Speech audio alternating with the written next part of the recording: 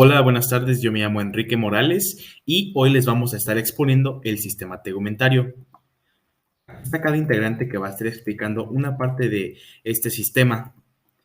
Nosotros estamos con la Universidad Vasco de Quiroga y nuestra misión es formar médicos generales con alta calidad académica, con una orientación en valores éticos y humanistas de excelencia, comprometidos con el mejoramiento de la calidad de vida de la población y del medio ambiente, con juicio crítico y hábitos de superación y formación profesional permanente.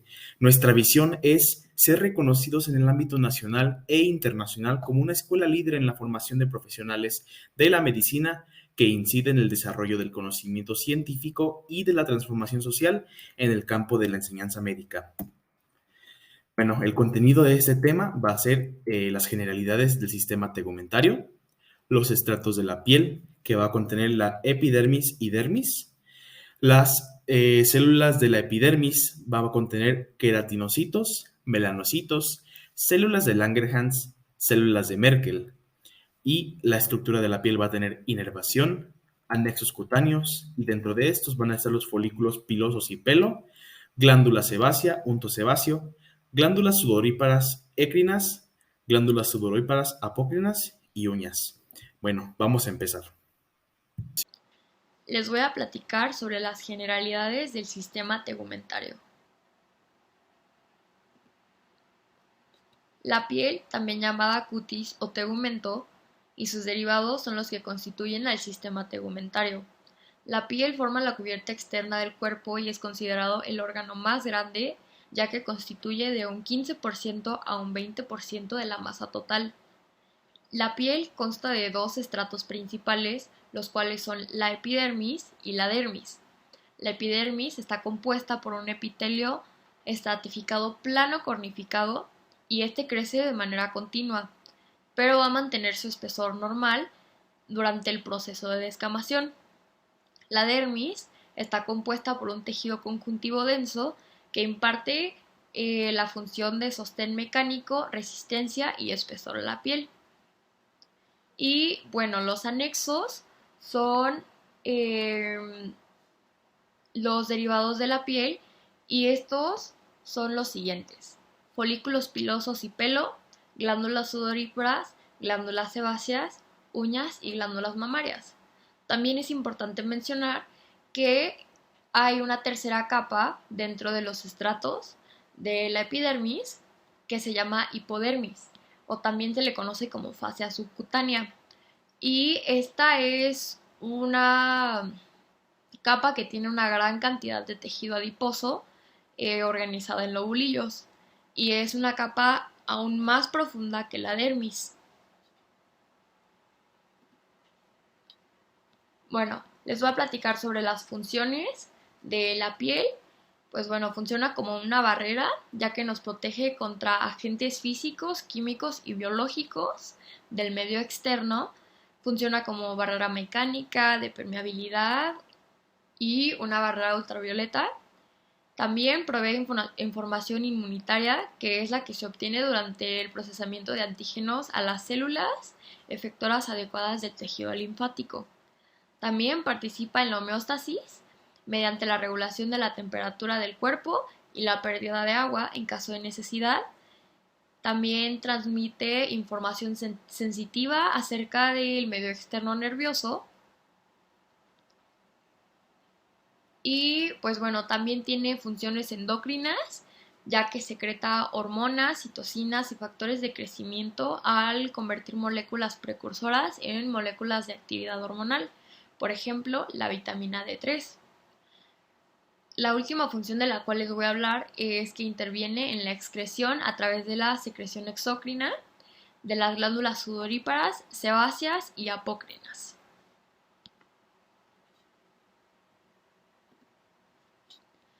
Y pues bueno, la piel tiene dos tipos de clasificaciones, la piel gruesa y la piel fina. Y pues bueno, la piel gruesa va a ser aquella piel que se domine más gruesa y pues bueno, la capa epidérmica va a ser más gruesa, va a carecer de pelo y normalmente está situada en zonas de bastante fricción intensa. Y la piel que es fina es una epidermis más delgada y se encuentra en distintos lugares a comparación de la piel gruesa. La clasificación de la piel dependerá del espesor de la piel, ya que puede variar de la superficie del cuerpo de la que se esté hablando. El espesor de la piel puede ir desde menos de 1 milímetro hasta 5 milímetros, pero la piel cambia en distintas zonas del cuerpo, ya sea en las palmas de las manos o en los pies. Y pues bueno, la piel fina contiene folículos pilosos en casi toda su extensión. Y estos términos se utilizan normalmente para la descripción histológica y son los nombres apropiados que se deben de referir de acuerdo al espesor de la capa epidérmica. Algunas características, por ejemplo, de la piel gruesa, es que se encuentra en las palmas de las manos y de los pies. Tiene 5 capas y, bueno, carece de folículos pilosos, glándulas sebáceas y músculos erectores de pelo. Sin embargo, tiene glándulas sudoríparas, mientras que la fina se encuentra en el resto del cuerpo y solamente tiene 4 capas o 4 estratos.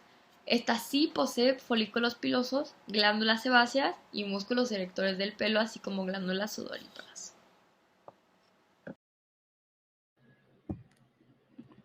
Bueno, enseguida vamos a ver lo que es la epidermis. La epidermis está compuesta por un epitelio estratificado plano en el que se pueden identificar 4 estratos, que estos están bien definidos. Sin embargo, en lo que es la piel gruesa hay un quinto estrato. Bueno, vamos a comenzar con el primer estrato, que es el estrato basal o capa basal. Esta pues es la capa más interna en la cual se producen lo que son los queratinocitos. Enseguida tenemos lo que es el estrato espinoso o capa espinosa, que es donde los queratinocitos producen lo que es queratina. Esta básicamente es fibra de proteínas y estas llegan a adoptar una forma de uso. Enseguida tenemos lo que es el estrato granuloso o capa granular. Aquí es donde comienza la queratinización, es donde las células producen lo que son gránulos duros y a medida de que estos se van empujando hacia la parte de arriba, estos van cambiando a lo que es queratina y lípidos epidérmicos. Luego enseguida tenemos lo que es el estrato lúcido o capa clara. Es donde las células están pues básicamente densamente más comprimidas, aplanadas y estas no se pueden distinguir unas de otras. Y enseguida tenemos lo que es el estrato córneo o conocido como capa córnea, que esta básicamente es la capa más externa de la epidermis y esta comprende aproximadamente lo que son unas 20 subcapas de células muertas aplanadas en lo que es la función del cuerpo, que esta prácticamente es la que recubre la piel. Y estas células muertas desprenden regularmente un proceso que conocemos como descamación. Aquí mismo en esta capa se ve lo que son los asientos de los poros de las glándulas sudoríparas y las aberturas de las glándulas sebáceas. Y aquí en esta imagen se puede observar cada una de las partes que les acabo de mencionar, o vaya, de los estratos. Igual en esta imagen se observan pues de más cerca cada uno de los estratos. En la parte superior encontramos lo que es el estrato córneo, enseguida el estrato granuloso, enseguida lo que es el estrato espinoso y para finalizar tenemos el estrato basal. De la dermis, que es una de las capas de la piel, la cual está adherida a la epidermis. Esta adherencia se llama unión dermoepidérmica y está potenciada por un aumento de la interfaz entre los tejidos. También donde ahí menciono en la diapositiva las papilas dérmicas son las que se extienden hacia la superficie profunda de la epidermis. Ahorita les voy a mostrar una imagen. Y si hablamos de las crestas epidérmicas o crestas interpapilares, son unas crestas que se hunden en la dermis. O sea, las papilas se complementan con lo que parecen ser unas protuberancias y estas se hunden en la dermis y se les llaman crestas epidérmicas o crestas interpapilares. Ahora les voy a mostrar una imagen. En esta imagen es un corte histológico de piel gruesa.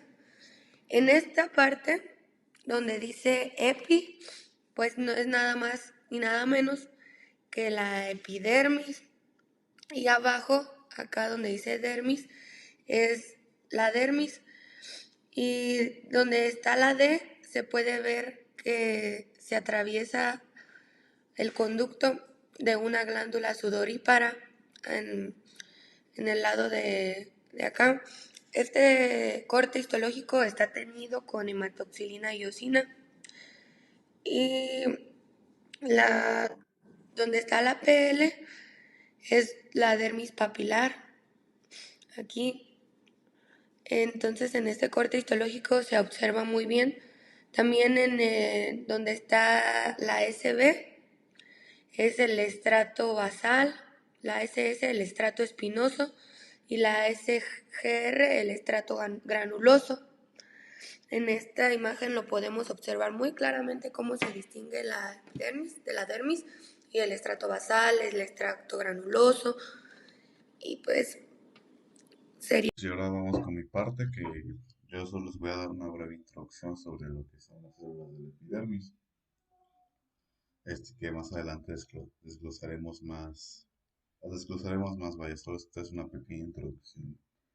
Nuestra epidermis está conformada Hola, por mi cuatro nombre es tipos de Mariana células. Jiménez y hoy les voy a Las primeras son presentar el tema de queratinocitos. Estas son Pues altamente los queratinocitos es el especializadas y tipo están celular diseñadas solo para predominante de la cumplir una epidermis, función, y que es la función capa de muy la piel, y específica, estas células se que es la originan de en el estrato protegernos epidérmico de basal. que organismos Estas células, al pueden abandonar este estrato, los externo, queratinocitos vaya. pasan a cumplir dos En su actividades total, o sea, esenciales. del total, constituye Como el en esta figura 85% podemos de observar que es un diagrama esquemático epidermis. de los El queratinocitos segundo de la tipo de epidermis, células es el donde se melanocito. ilustra las diferentes etapas del ciclo de vida de un Produce queratinocito en su pigmentos migración desde la a capa la basal hasta la epidermis, superficie y de la piel, constituye donde se ve 5%. exfoliada. Estas pues tienen Después sabemos distintas que glándulas producen en queratinas, la que son que citoqueratinas, las aparte de principales igual proteínas orgánico estructurales plasmático. heteropoliméricas de la epidermis, y las Las queratinas células de forman Merkel, filamentos intermedios, y estas constituyen casi el con su 85% división de los o relaciones queratinocitos con las diferenciados por terminaciones completo. nerviosas Estas sensitivas, participan en la formación de la barrera epidérmica contra el agua. constituyen entre Después 6 y tenemos 10% esta de las imagen células donde de la es un diagrama epidermis. esquemático de la barrera Y ya, epidérmica pues, contra el como agua, última que es la parte más interna de la clasificación de la envoltura celular, epidermis, que pues consiste están las células principalmente de en Langerhans, moléculas de las locrina, que cuales son las estas esferas solo rosadas, participan en que la están interconectadas a través de la elafina, y y estas proteínas pequeñas constituyen con entre el 2% prolina abundante, que es la de las CPR. células del epidermis. Después tenemos esta imagen también, donde es un estrato espinoso, que es la síntesis de filamentos de queratina continua, y estos se agrupan en haces lo bastante gruesos, como para ser visibles con el microscopio óptico, y estos haces se llaman tonofibrillas. Después tenemos que los gránulos de queratinolina contienen proteínas asociadas con los filamentos intermedios, que contribuyen a la aglomeración de los filamentos de queratina.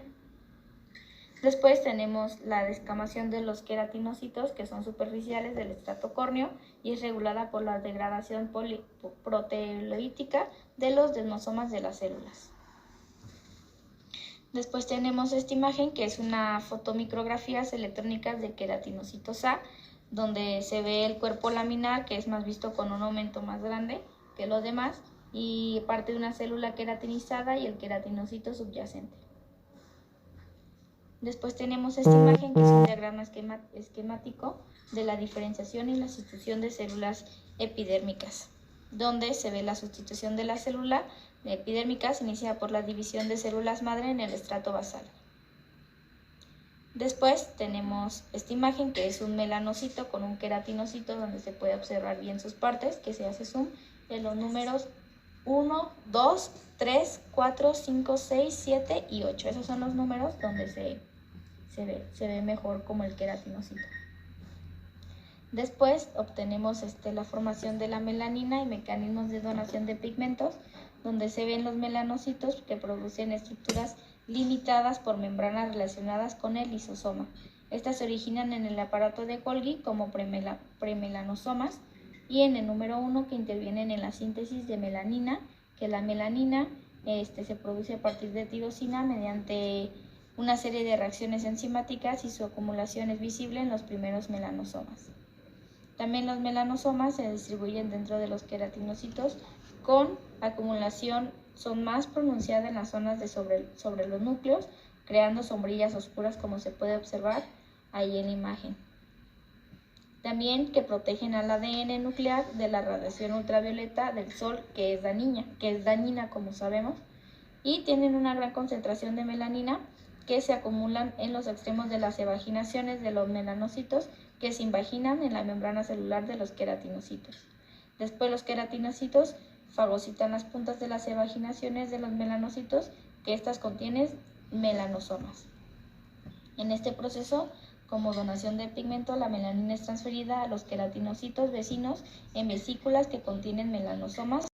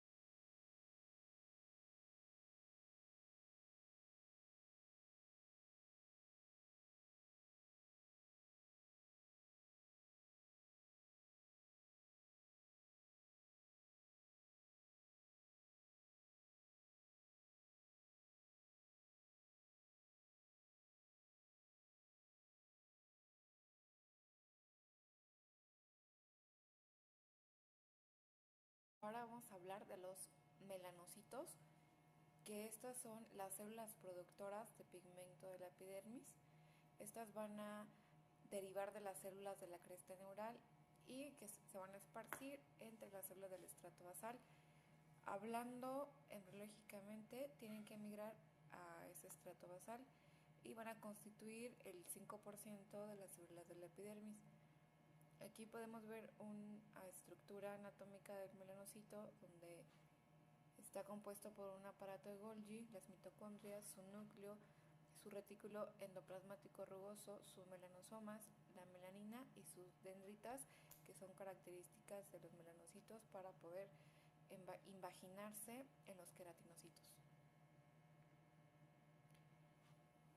Hay una unidad melanoepidérmica, que esto va a ser cuando un melanoblasto, que es una célula antecesora de los melanocitos, van a migrar a la cresta neural de la epidermis. Esta unidad se relaciona un melanocito con 36 queratinocitos. Como podemos ver en esta parte, aquí está donde se muestra la flecha rosa. Este es un melanocito. Estos cuadrados, estos cúbicos, son los queratinocitos, y si contamos son 36 por cada melanocito, y esto es en todos los grupos étnicos. La pigmentación se va a ver influenciada por la tirosina y va a cambiar de acuerdo a la edad, el entorno en el que están, genes, inclusive los que van a activar o van a inactivar la tirosinasa. La protuberancia folicular, los melanoblastos indiferenciados se van a encontrar en el folículo piloso. El gen PAT se va a activar y es cuando se va a dar la melanogenia, y los melanocitos van a migrar a la base del estrato basal. En esta imagen, los melanocitos no pueden teñirse con la hematocilina y eosina debido a que ellos no resguardan la melanina, entonces la melanina no se puede teñir, pero se puede ver esta parte marrón.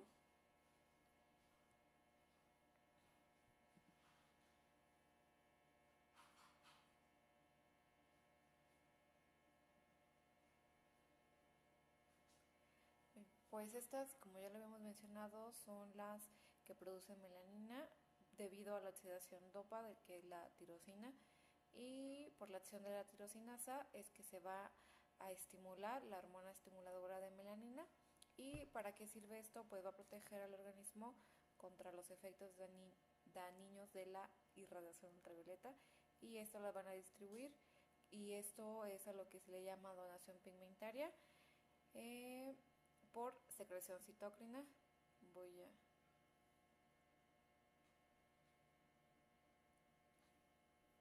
En el número 1 lo que sucede es que los melanocitos van a producir estructuras limitadas por la membrana que van a estar relacionadas con el lisosoma que se originan en el aparato de Golgi, como los premelanosomas. En esta parte del número 1, una vez a medida que esta maduración va a ir progresando, los melanosomas se trasladan hacia los extremos de las evaginaciones de los melanocitos, y después ya una vez diferenciados, van a pasar a ser unos melanocitos maduros. Y en la parte número 4, los queranocitos van a fagocitar a la parte terminal de la dendrita del melanocito, que es donde contienen ya los melanosomas, que como ya habíamos dicho es la parte que contiene la melanina. Y en la número 5 aquí se ve como, bueno, en esta parte 4 se ve como este queratinocito empieza a fagocitar esta parte, y el proceso quinto, que es a lo que se le llama donación de pigmento, porque la melanina es transferida a los queratinocitos vecinos. En la parte número 6, una vez que está dentro de los queratinocitos, se van a convertir en unas vesículas que se van a resguardar con el queratinocito, y esas vesículas pues, son las que contienen los melanosomas. Y en la parte número 7, los melanosomas se van a distribuir dentro de los queratinocitos y con una acumulación más pronunciada, como podemos ver en el número 8, que esto va a ser lo que nos va a cubrir de los rayos ultravioleta de pues, nuestro día a día.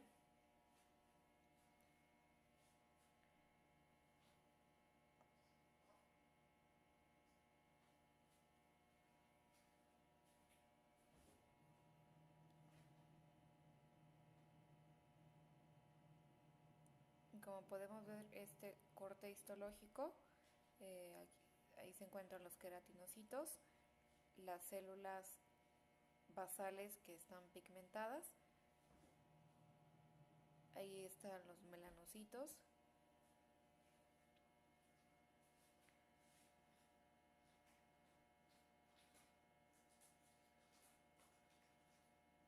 y así es como si observamos en un microscopio, así es como se vería histológicamente un queratinocito, un melanocito y sus prolongaciones, las subdendritas.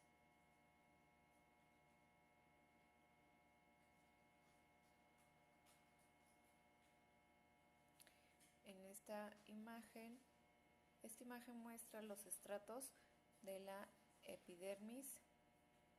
Aquí se logra ver cómo están las células basales y cómo este queratinocito, este melanocito comienza con sus prolongaciones, se empieza a diferenciar y empieza a tener estas prolongaciones que son sus dendritas, y que va a comenzar a ser fagocitada por los queratinocitos. Aquí podemos ver la melanina, y así es como podemos ver lo que son los melanosomas, son más oscuras. Bueno, compañeros, en este caso a mí me tocó hablar sobre las células de Langerhans. En este caso, bueno, las células de Langerhans, como lo dice aquí, son células dendríticas presentes en la epidermis de la piel, y estas células van a tener unas prolongaciones citoplasmáticas que les van a permitir interactuar con otras células, aparte de que van a interactuar con los antígenos que ingresan dentro de la piel. Son importantes, ¿por qué? Porque van a tener un papel importante en la respuesta inmune. Estas son capaces de capturar antígenos y presentarlos a los linfocitos T y así activar la respuesta inmunitaria adaptativa.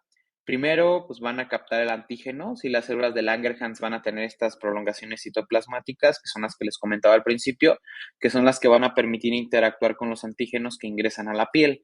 Estos antígenos pueden ser tanto de origen microbiano, bacteriano y de virus, así como también partículas del ambiente como polvo y polen. Entonces, una vez que ya están adentro, las células de Langerhans con ayuda de sus lisosomas van a procesar todo este antígeno y van a fragmentarlo en pequeños péptidos que después van a ayudar a que pueda presentarse eh, en la superficie de las moléculas. ¿Sí? Esto va a ser unido a las moléculas del complejo mayor de histocompatibilidad que les va a permitir que puedan estar en la periferia y, bueno, actúan como una especie de plataforma para que puedan presentarse los péptidos de los antígenos directamente a los linfocitos. Una vez que pase todo esto, claramente el linfocito T tiene que encontrarse con la célula de Langerhans y la célula de Langerhans le va a presentar el antígeno para que los linfocitos T puedan activarse y pues puedan ir a la zona infectada del tejido afectado por la infección y la inflamación y pues ahí eliminar a los antígenos. Se desarrollaron diferentes métodos para poder identificar estas células, estudiarlas también, y las más conocidas son la inmunistocompatibilidad, y la microscopía electrónica. Y también se ha demostrado que las células de Langerhans están involucradas en algunas patologías de la piel, como el carcinoma de células de Merkel, que pues puede conocerse también o puede derivarse a un cáncer de piel, y pues las enfermedades de Langerhans, que son directamente de las células, que es cuando estas mutan y pueden generar ciertas deformaciones. Estas células son grandes y ovaladas y van a tener un núcleo grande y un citoplasma con muchas prolongaciones dendríticas. De hecho, en esta imagen donde está la célula de Langerhans se pueden ver las prolongaciones dendríticas que tiene.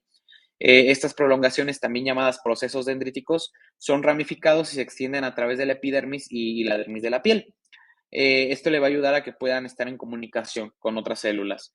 Aparte, las células de Langerhans están ubicadas en la capa más externa de la piel, que es la epidermis, donde se distribuyen de manera irregular. Claramente cuentan con moléculas de adhesión que les va a permitir interactuar con otras células de la piel. ¿Para qué querrán interactuar con otras células de la piel? Pues para el proceso inmune que estábamos hablando anteriormente. Y también van a tener moléculas de reconocimiento de patrones, que esto ya lo habíamos visto anteriormente. Estas moléculas lo que van a ayudar es, le van a permitir a poder reconocer los antígenos para, una vez reconocidos, pues presentarlos a los linfocitos y puedan ser eliminados. Entonces, tienen una importancia bastante grande dentro de lo que es la respuesta inmunitaria de la piel y pues van a ayudar en todo este proceso. Hola compañeros, ¿cómo están? En esta ocasión me toca exponerles el tema de la célula de Merkel. ¿Qué son las células de Merkel? Bueno, las células de Merkel son un tipo de célula dendrítica, la cual posee unos marcadores antigénicos de tipo epidérmico y nervioso. También está ubicada en la capa basal y son abundantes principalmente en las zonas de la piel cuya percepción es aguda, como en el caso de los pulpejos de los dedos. De estas células actualmente no se conoce su origen. De la estructura, bueno, como ya les mencionaba, se encuentra en la capa superior de la piel y está ubicada en el estrato basal, compartiendo espacio con las células de Langerhans, los queratinocitos y los melanocitos, siendo que estas están unidas a los queratinocitos contiguos a través de los desmosomas y contiene algunos filamentos de queratina. Además posee un núcleo lobulado y su citoplasma es ligeramente más denso que el de los melanocitos o las células de Langerhans. Estas también pueden contener melanosomas dentro de su citoplasma, pero se caracterizan principalmente por la presencia de gránulos de secreción de centro denso de 80 nanómetros, como los que se pueden encontrar en la médula suprarrenal y en el cuerpo carotídeo. Esta célula está estrechamente asociada con los bulbos terminales expandidos de la fibra nerviosa mielínico-aferente, ya que la terminación nerviosa se conecta con las células de Merkel a través del disco receptor, que está en contacto estrecho con la base de la célula. Ahora, la función de las células de Merkel es principalmente participar en el sentido del tacto, ya que la célula de Merkel posee un mecanorreceptor sensorial, el cual le permite percibir la sensación del tacto. Y a dicho mecanorreceptor está formado por la combinación de la fibra nerviosa y la célula epidérmica. A esto se le llama el corpúsculo de Merkel.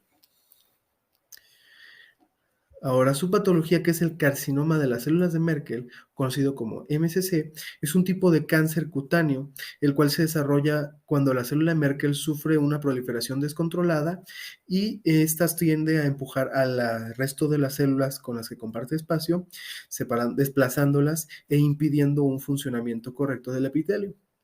También este tipo de patología comienza más frecuentemente en las zonas de la piel que están más expuestas al sol.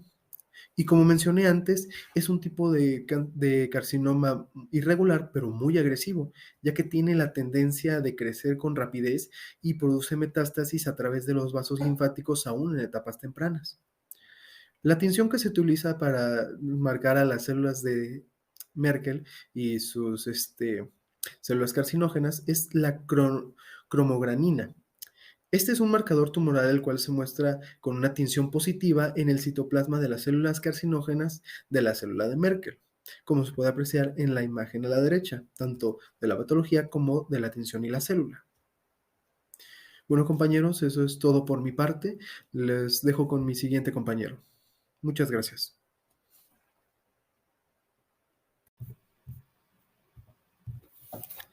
Bueno, ya que terminamos las células del epidermis, ahora vamos a pasar a las estructuras de la piel.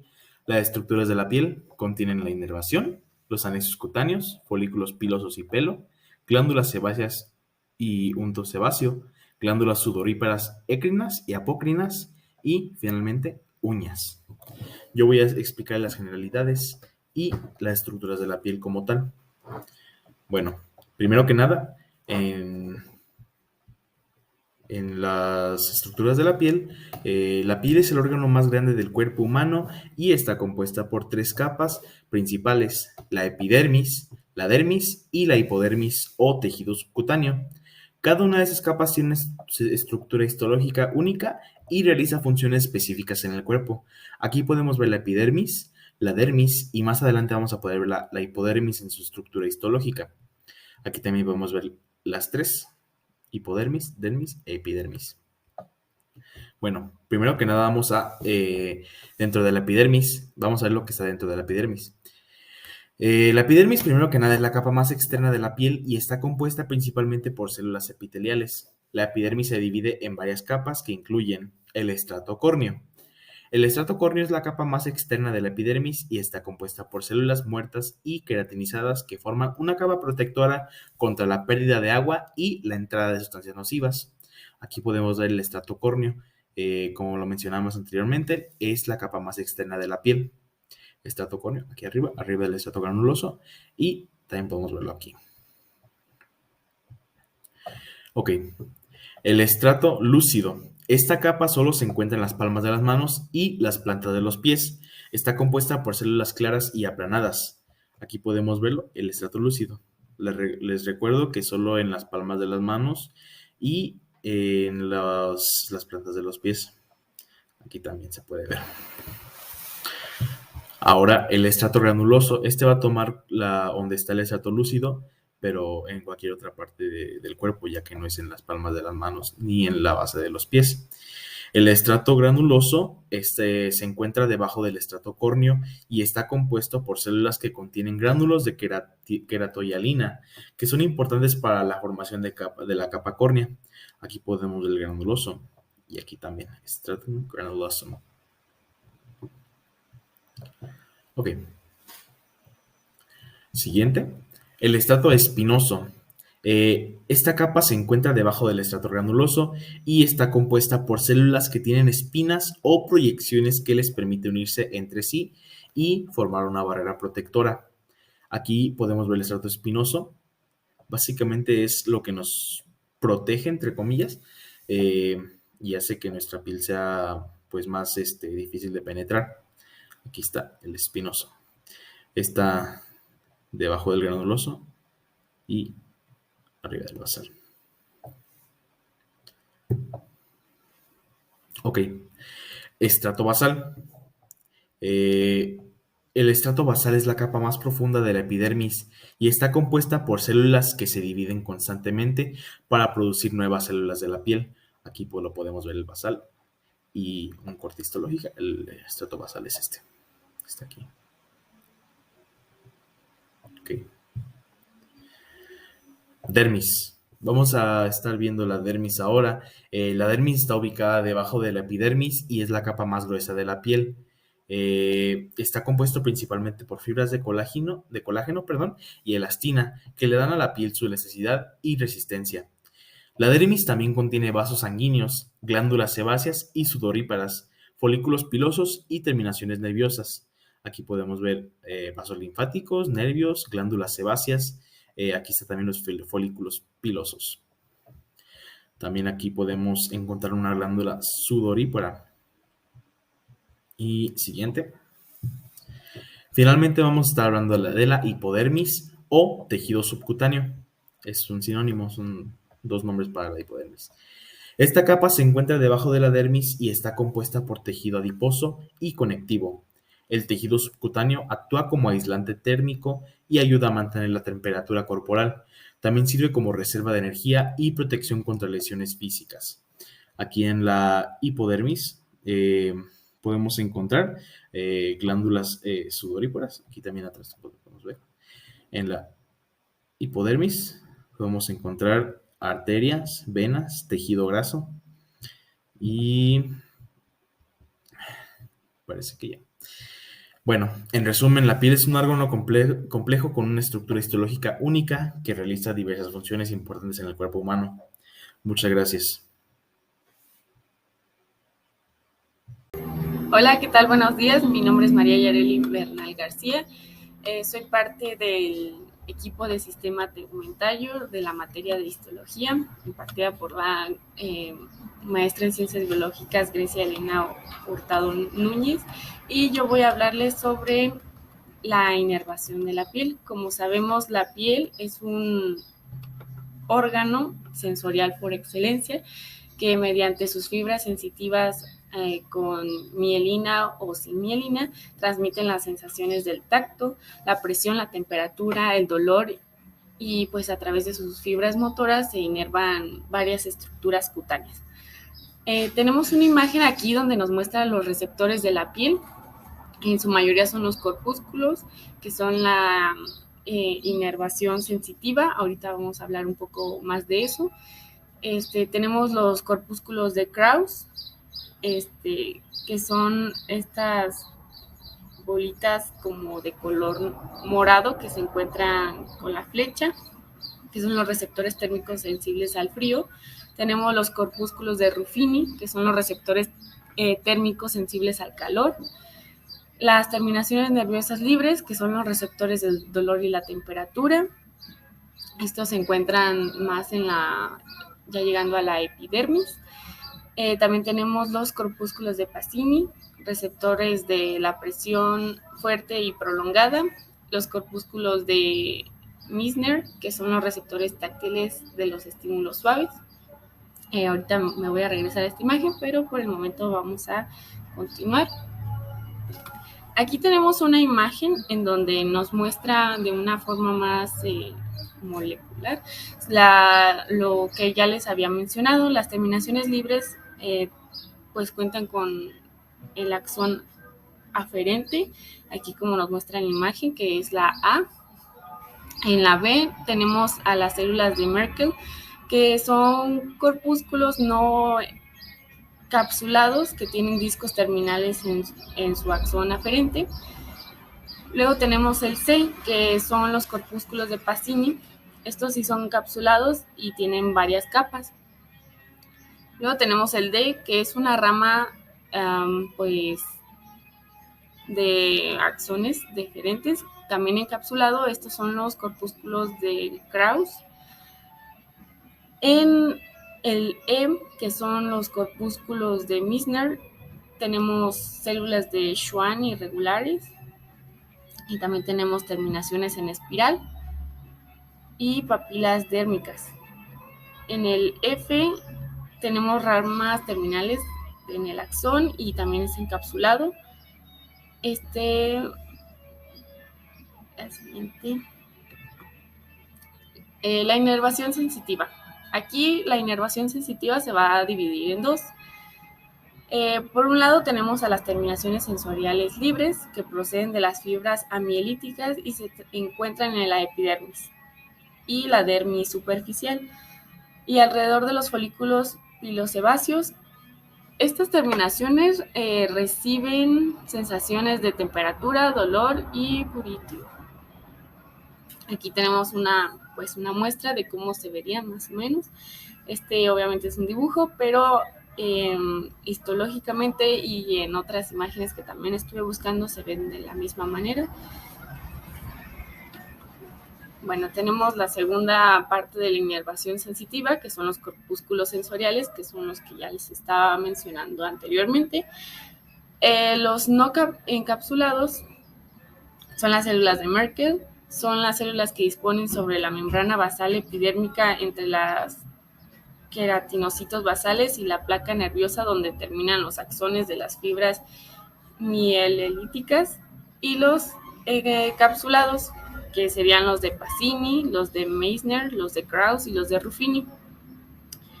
Los de Bader-Pacini están en la dermis profunda e hipodermis y detectan la presión. Los corpúsculos de Meissner están en la dermis papilar y detectan tacto grueso.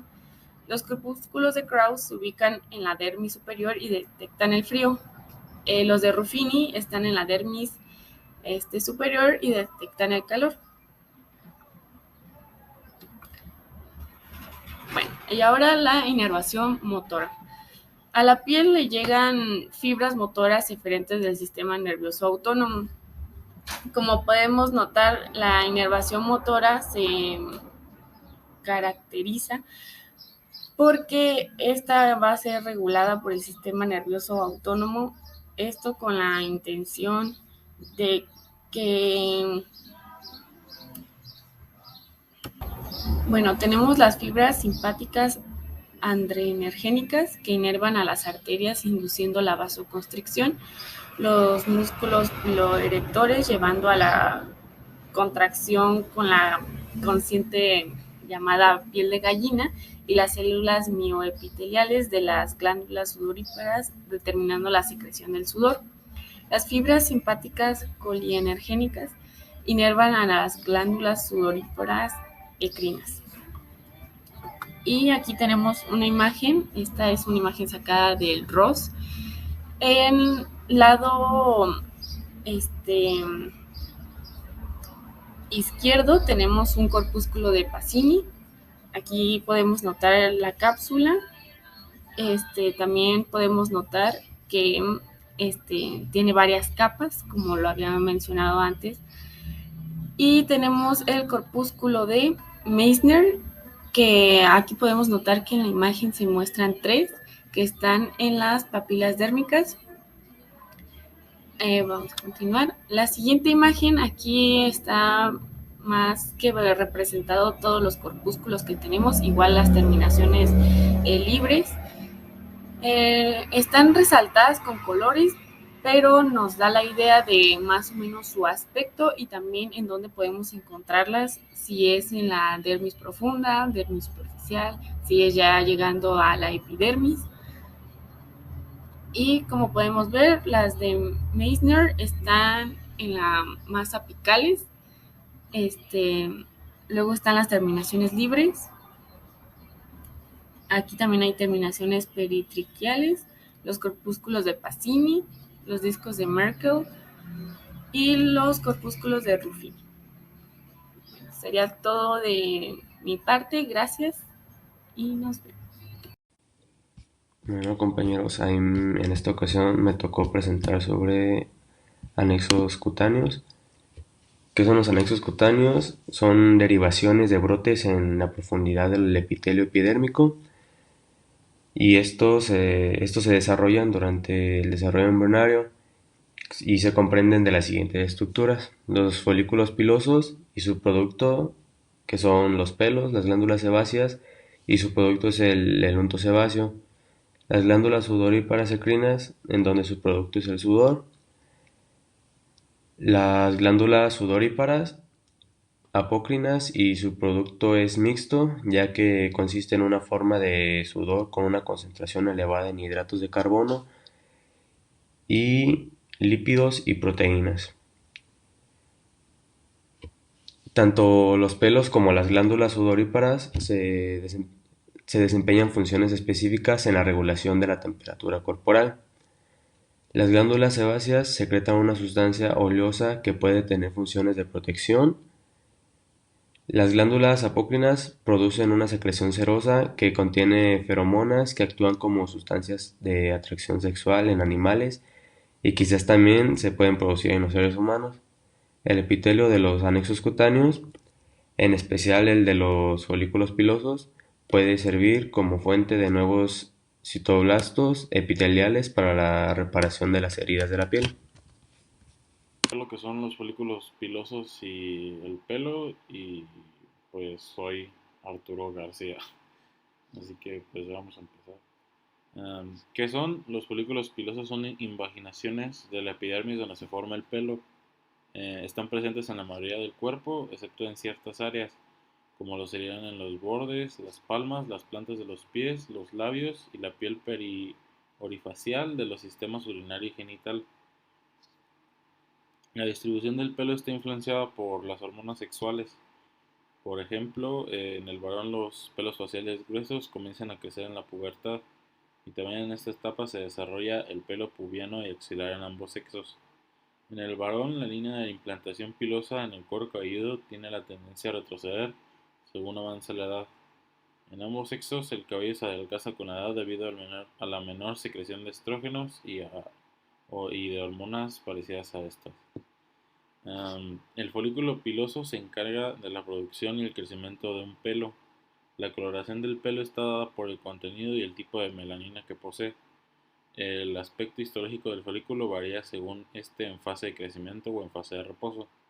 El folículo en crecimiento muestra una estructura más compleja que el que está en reposo. El folículo piloso se divide en 4 regiones. Un infundíbulo que se extiende desde el orificio superficial del folículo hasta la altura del orificio de sus glándulas sebáceas. El infundíbulo es una parte del conducto pilosebáceo que este se utiliza como una vía para la descarga del unto sebáceo. Un istmo que se extiende desde el infundíbulo hasta la altura de la inserción del músculo erector del pelo. Una protuberancia folicular que sobresale del folículo piloso cerca de la inserción del músculo erector del pelo y contiene las células madres de la epidermis. Un segmento inferior que el folículo en crecimiento tiene un diámetro casi uniforme salvo en su base, donde se expande para formar el bulbo. La base del bulbo se imagina por un ovillejo de tejido conjuntivo laxo vascularizado. Las otras células que forman el bulbo, incluso las que rodean la papila dérmica del tejido conjuntivo, son células matriciales. Estas células inmediatamente contiguas a la papila dérmica constituyen la población de células en división y diferenciación rápidas provenientes de la protuberancia folicular que contienen las células madre.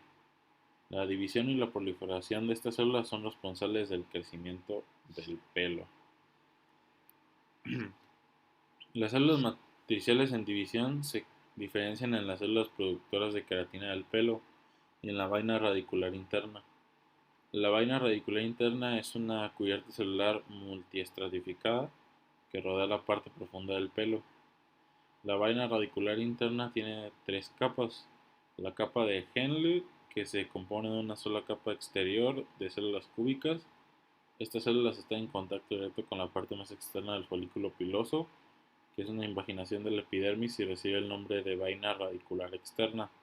La capa de Huxley, que consiste en una capa simple o doble de células aplanadas que forman la placa intermedia de la vaina radicular interna. Una cutícula de la vaina radicular interna, que se compone de células planas o escamosas cuya superficie libre externa está en contacto con el tallo del pelo. Los pelos están compuestos por células queratinizadas que se desarrollan a partir de folículos pilosos. La cornificación del pelo y de la vaina radicular interna se produce poco después de que las células dejan la matriz en una región llamada la zona queratógena, ubicada en el tercio inferior del folículo. A medida que las células corticales pasan a través de esta zona, se diferencian, expulsan sus organulos y se compactan con los filamentos intermedios de queratina. Cuando el pelo emerge del folículo ya está cornificado por completo como queratina dura. La vena radicular interna, que consiste en queratina blanda, no emerge del folículo junto con el pelo, sino que se desintegra a la altura del istmo folicular, en donde drenan las secreciones sebáceas. Una lámina basal gruesa llamada membrana vítrea separa el folículo piloso de la dermis. Alrededor del folículo hay una vaina de tejido conjuntivo denso y regular. Los pelos son estructuras filamentosas alargadas que se proyectan desde los folículos pilosos. Se componen de queratinas duras, fuertemente reticuladas y constan de 3 capas. Médula, que forma la parte central del tallo del pelo. Corteza, que es la capa más grande y constituye alrededor del 80% de la masa total del pelo.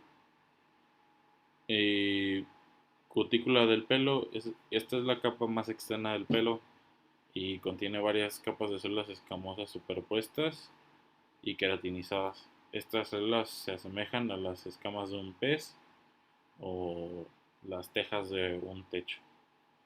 Y eso es todo. Bueno, pues ahora vamos a pasar con las células sebáceas y en sí mismo como el unto sebáceo que realmente, o sea, siendo esta en una glándula va a secretar y secretando esto va pues permitir una cierta función que es muy importante en nuestro cuerpo, que pues bueno, estas serán pues las glándulas sebáceas como generalidades, para no hacerlo tan descriptivo, pues van a secretar pues el sebo que cubre la superficie del piel y del pelo y la piel, perdón, y pues obviamente esto va a ayudar a remover las células viejas, limpiarlo básicamente, mantenerlo lubricado y pues va a prevenir, o sea, resecamiento de los tejidos. O sea, como les decía, esto se va a originar como con brotes de la vaina radicular externa del folículo piloso y suele haber varias glándulas por folículo, que en este vendría siendo, o sea, el que está como tipo alrededor de acá, pero este se va a conocer también como el epitelio, o sea, de forma más descriptiva, el epitelio de la dermis, y con el cual se va a continuar el folículo en su parte posterior. Y pues ya la sustancia oleosa va a ser sintetizada por esta misma glándula que va a ser conocida como el sebo y pues esto va a ser como una secreción holócrina que pues bueno, el sebo ayudará como a mantener la piel flexible y pues prevenir esta pérdida de agua para pues el resecamiento y pues estas se van a conocer como las glándulas holócrinas. ¿Por qué? Pues ya que el sebo se va a liberar cuando las células secretoras se vayan a degenerar, pero esto obviamente se van a degenerar con el paso, o sea, de digamos todo su proceso no va a ser de manera como alguna anomalía o que vaya a ser como no descompensadora, digamos. Y pues ya esta célula, como su parte entera, va a producir y se llenará de lípidos, mientras que al mismo tiempo sufrirá como esta apoptosis conforme el producto graso llene a la célula. Y pues ya en última instancia, tanto el producto de secreción como el detrito celular se eliminará desde la glándula sebácea, formando el conducto pilosebáceo. Aquí podemos ver este conducto, la glándula sebácea, digamos, esto ya de forma, porque es como, digamos, del pelo con la piel, o sea, se verá involucrados en ambas partes. Y pues en esta actividad mitótica de las células basales en la periferia de la glándula, o sea, será pues producir células nuevas, o sea, porque no se va, este proceso no se va a hacer como con la misma célula, sino se requerirá el proceso de como de nuevas y nuevas al generar para, digamos, formar este proceso como se requiera y pues van a permanecer como tipo unidas entre sí con los desmosomas y pues esta, digamos, la lámina basal de esta célula es continua con la epidermis y el folículo piloso, que pues bueno, aquí podemos ver la epidermis y pues obviamente la capa de las células basales y de este lado va a ser el folículo piloso. ya también el tejido subcutáneo, la dermis, los nervios, ya vasos linfáticos, el tejido brazo, o sea, es como que digamos muy, se podría decir como que muy por encima, pero realmente requiere de funcionalidades muy, muy complejas. Y ya esta misma, o sea, ya con la producción del sebo, pues va a ser desde el momento de la mitosis, o sea, de las células basales, y ya hasta la secreción del producto elaborado. Esto, pues va a ser como en un tarda unos 8 días, pero pues va a ser continuo. O sea, aquí podemos ver, o sea, el pelo que aunque está en otro idioma, pero de todos modos se entiende, la epidermis, el sebo, la glándula sebácea, el folículo, y pues ya, ya como tal, más generalidades, pues las células basales, o sea, de esta glándula van a contener un retículo endoplásmico rugoso y liso, que van a ser con ribosomas libres, las mitocondrias, el glucógeno, el aparato de Golgi bien desarrollado, obviamente para poder, digamos, tener su funcionalidad correcta y pues obviamente con esta estructura que permita, o sea, como que mismo la secreción o que digamos sea con esta sustancia más fuerte y pues ya a medida que las células se vayan a alejar del estrato basal, comenzará a sintetizar pues este producto de la secreción lipídica y pues la cantidad del retículo endoplásmico, o sea, pues va a aumentar lo que va a ser un reflejo de la función de este mismo retículo y pues la síntesis y la secreción de lípidos, que obviamente como les había dicho que es muy importante porque pues obviamente sin estos lípidos no va a poder como que digamos tener los suficientes nutrientes para poder llenar este proceso. Y pues estas células gradualmente se llenarán de múltiples gotas como que lipídicas separadas por delgados tabiques del citoplasma. Aquí en estas imágenes, o sea, como complemento, aquí podemos, con este corte histológico, diferenciar entre las células basales, que vendrían siendo un poco más pequeñas, que las células, o sea, como que sebáceas, porque ya va a ser, o sea, de las gotitas, estas lipídicas que les había mencionado, acá están, y estos, digamos, de las células sebáceas, se van a, este núcleo se va a llamar como pigmalitos, y pues la formación del acné, esto realmente es como ya un extra, pero pues realmente con esto de la glándula sebácea, o sea, pues se puede decir que gracias a esto es como, pues se puede tener lo del acné. Y pues aquí, para explicarles básicamente, la epidermis, dermis, hipodermis, esto primero va a ser como la acumulación del sebo, o sea, de la secreción, o sea, que se, pues, genera la glándula, y pues las células muertas en el canal, o sea, de todo esto, de lo que viene siendo, y pues ya aquí se podría decir, o sea, ya siendo un grano, que pues viene siendo ya la proliferación bacteriana, y pues ya, o sea, parte ya de la cutícula, que vendría siendo, o sea, como que ya va, como digamos, invadiendo ya en la espinilla, el vertido de la pus a la dermis, la inflamación, y como tal, pues ya, o sea, son 3 procesos, y ya en este último vendría siendo la ruptura del canal folicular, y pues sería todo de mi parte. Muchas gracias. Bueno, yo les voy a hablar sobre lo que son las glándulas sudoríparas-endocrinas. Y bueno, estas básicamente lo que van a ayudarnos a nosotros es a eliminar la temperatura corporal a través de la producción del sudor. Tienen una estructura tubular simple, enrollada y con un fondo ciego. Y estas se van a componer de 2 segmentos, uno que es un segmento secretor y uno que es un segmento canicular. El segmento excretor lo encontramos en la dermis profunda o en la hipodermis, y el segmento canicular es un poco menos complejo, se continúa directamente desde que acaba este primer segmento, que sería el secretor, y va entonces desde lo que viene siendo la epidermis hasta la superficie, que va a desembocar pues ya como tal hacia el exterior de nuestro cuerpo. Bueno, y como ya les había mencionado un poquito, su función principal va a venir siendo regular nuestra temperatura corporal a través de la producción del sudor. Entonces nosotros sudamos para poder enfriar el cuerpo cuando se encuentra a una temperatura no deseada. Y bueno, ¿cómo funcionan? La porción secretora de esta glándula es la que va a producir la secreción, que es acuosa clara, y es hipotónica. ¿A qué me refiero cuando digo que es hipotónica? Bueno, a que en el proceso de secreción va a perder más sales que agua en ese proceso.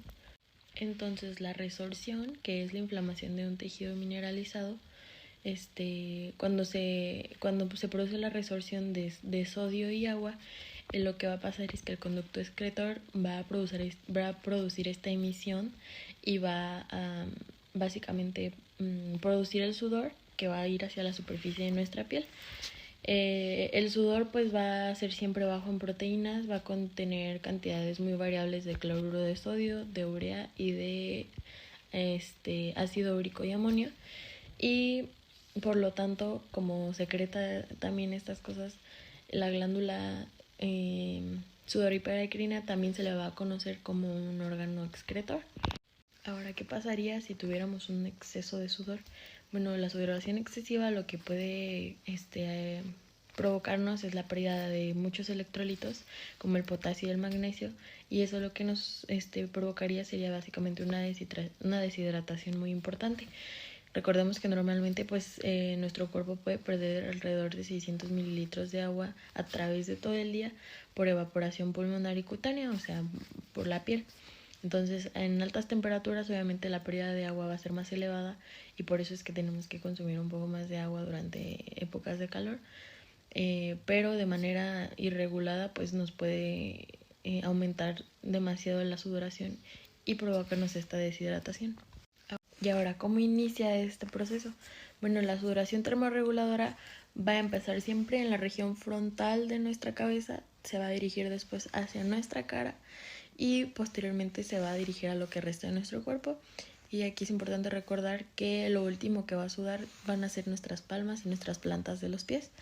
Esto, aquí hay un dato un poquito curioso y es que cuando estamos ansiosos o cuando tenemos una emoción muy fuerte de tensión, lo primero que va a sudar es al revés, van a ser nuestras palmas de las manos y nuestras plantas de los pies.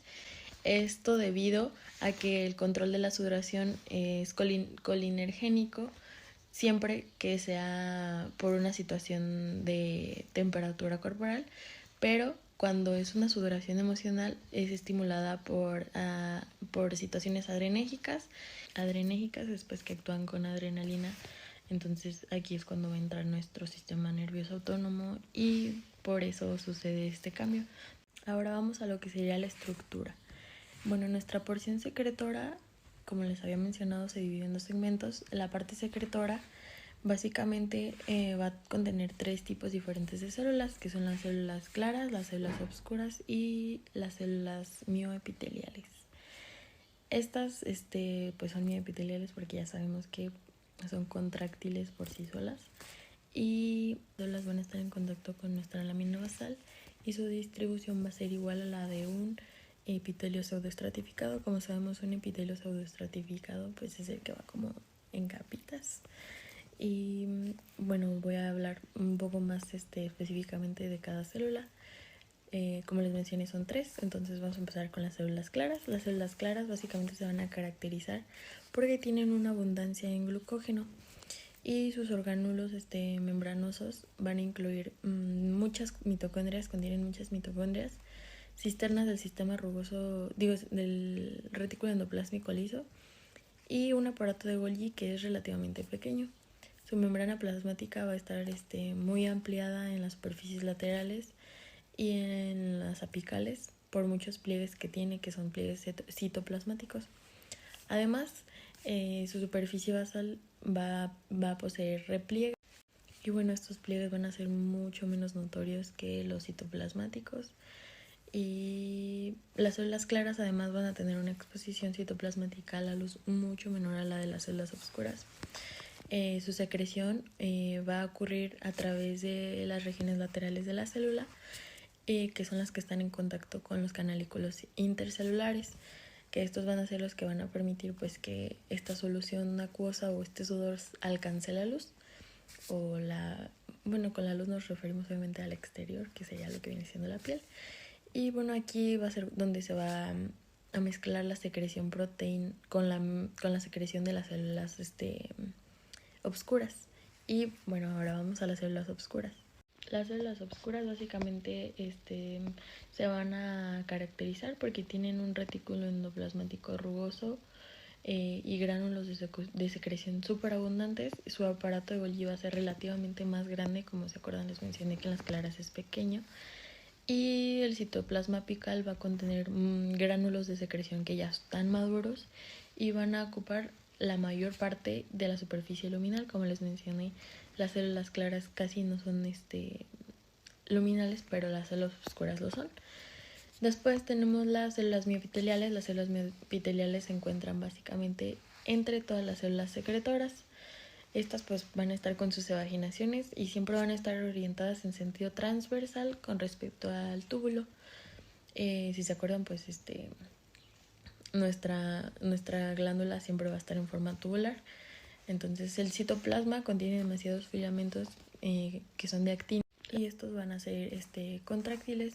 Como sabemos, pues estas células van a poder contraerse por sí solas y van a producir el aceleramiento de esta expulsión del sudor de lo que viene siendo la glándula hacia la piel o hacia el exterior, básicamente hacia la luz. Después tendremos lo que viene siendo el segundo segmento, que es el segmento canicular o conducto excretor. Básicamente está revestido por un epitelio biestratificado y va a carecer de células miopiteliales. Continúa desde la porción secretora en un trayecto como de espiralito hasta que va a alcanzar lo que viene siendo la epidermis. Como les mencioné, pues va a llegar hasta lo que viene siendo la superficie de la epidermis. Pero aquí hay algo curioso, y es que cuando este segmento o conducto pasa a la epidermis, las células caniculares van a desaparecer por completo y las células epidérmicas van a pasar a formar lo que vendrían siendo las paredes de nuestro conducto. Bueno, como les había mencionado, está compuesta por un epitelio biestratificado y este epitelio va a tener células cúbicas que son un poquito más pequeñas relativamente a comparación de las otras dos que les mencioné.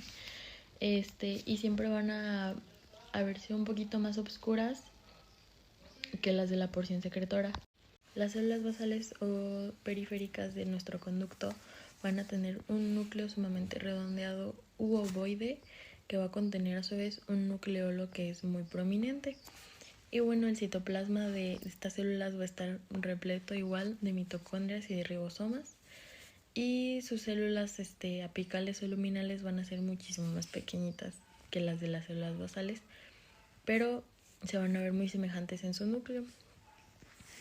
Y bueno, eso sería básicamente todo de lo que son las glándulas sudoríparas endocrinas. Bien, ahora vamos a hablar sobre el siguiente tema.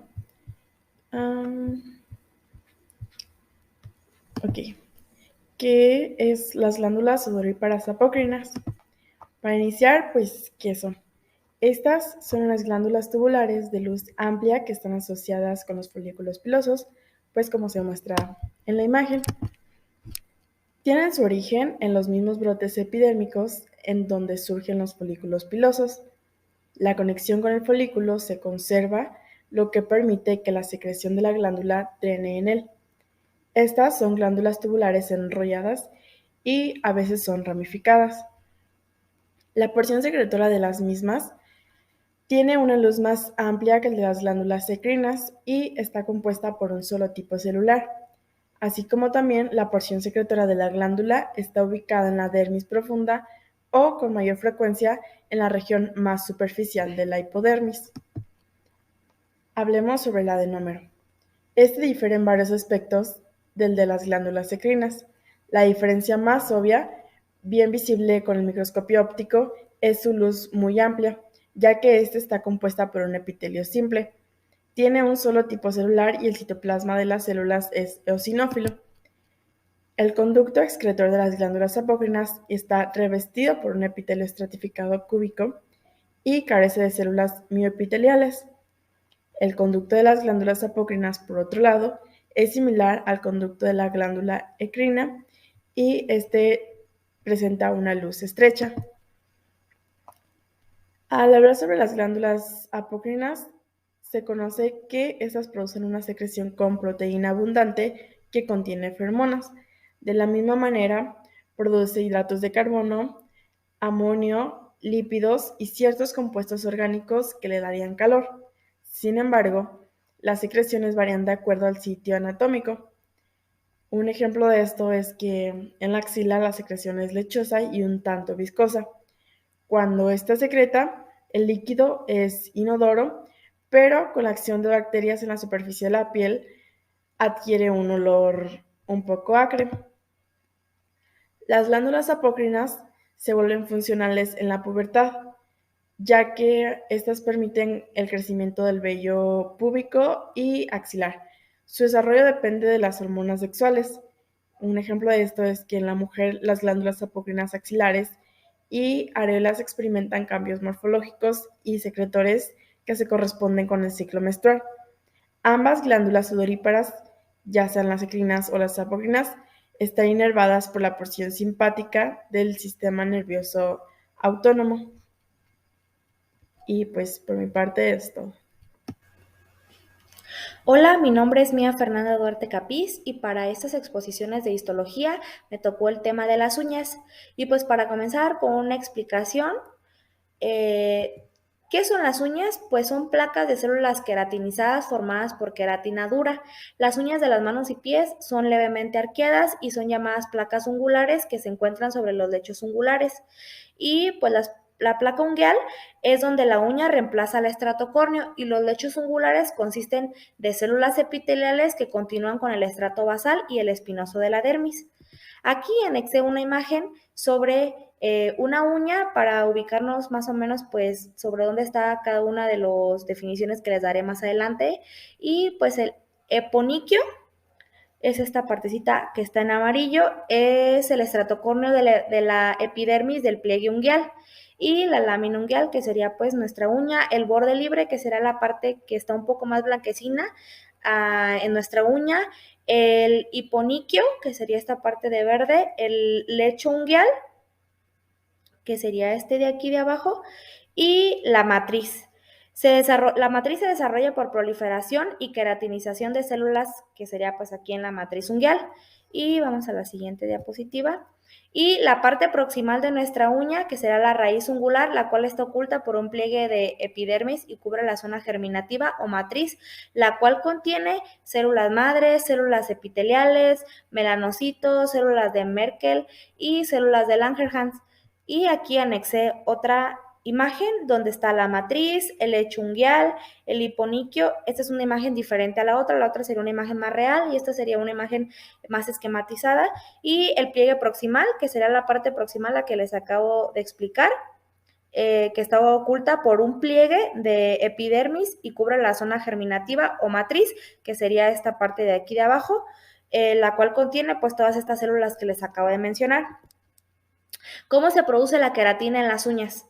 Mediante la división de células madres de la matriz, al momento de que estas proliferan, se diferencian para producir queratina, la cual es dura y no se descama, y se compone de filamentos de queratina muy juntos con una raíz amorfoda y un contenido elevado de azufre. El azufre es lo que le da a nuestra uña la dureza y que sean más gruesas. Y ahora, pues, ¿qué produce el crecimiento de las uñas? La adición constante de células nuevas en la raíz y su producción de queratina son la causa de este crecimiento. Entre más tengamos una proliferación en nuestras uñas sobre lo que les mencioné aquí, la proliferación de la raíz, producirá más queratina y la queratina producirá un crecimiento en nuestra uña. Esta superficie contiene corneocitos que carecen de núcleo y orgánulos. Ahora voy con una imagen, un corte histológico de la uña para más o menos vean. La verdad no encontré una imagen muy clara sobre esto, pero la lámina ungueal sería esta partecita de aquí. El pliegue ungueal proximal sería esta parte de aquí de la esquina y el pliegue y la lámina ingueal sería esta parte de aquí. Y pues esta imagen de abajo es otro corte también de uña, muestra exactamente lo mismo, solo que de diferente lugar. Y pues en esta imagen observamos las células que les mencioné atrás y pues prácticamente sería todo de mi parte. Bueno, muchas gracias por su atención. Esto ha sido el sistema tegumentario. En este sistema abarcamos las generalidades del sistema, los estratos de la piel, células de la epidermis y la estructura de la piel. Le damos las gracias a la química Grecia, Elena Hurtado Núñez, y a cada uno de los integrantes de este equipo. Muchas gracias por ver esta presentación y nos vemos para la próxima.